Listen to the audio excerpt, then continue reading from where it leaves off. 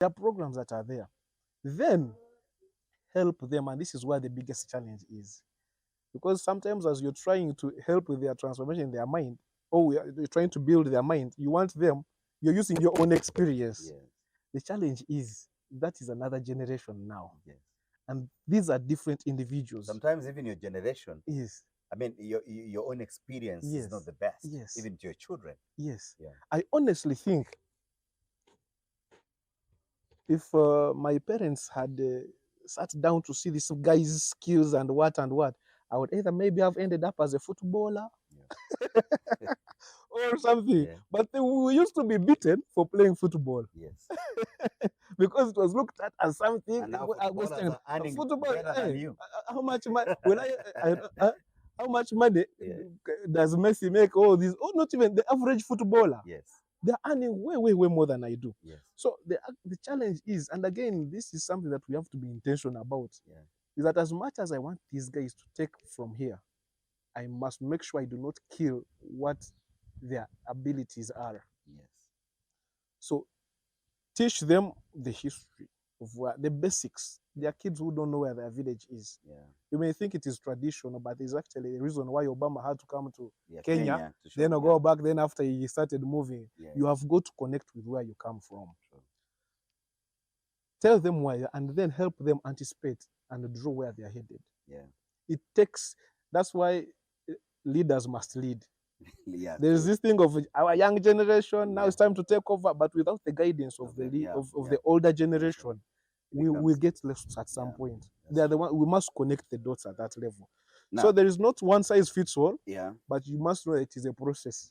And the story must be told. I know you're the president of the Uganda Financial Literacy Association. So the Uganda Financial Literacy Association came in place to do what? So and to do what? I would want us to understand, why was it formed? And briefly tell us, what have you managed to achieve?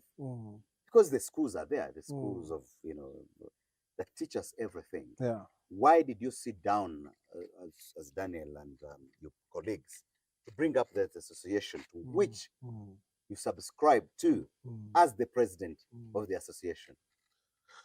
So the association, the Uganda Financial Literacy Association, it comes under the Strategy for Financial Literacy in Uganda. And this is a government document. The secretariat is Bank of Uganda, but also they're working together with Ministry of Finance. So as Uganda was building up towards the Vision 2040, the finance sector had to make an input, of course. Yeah.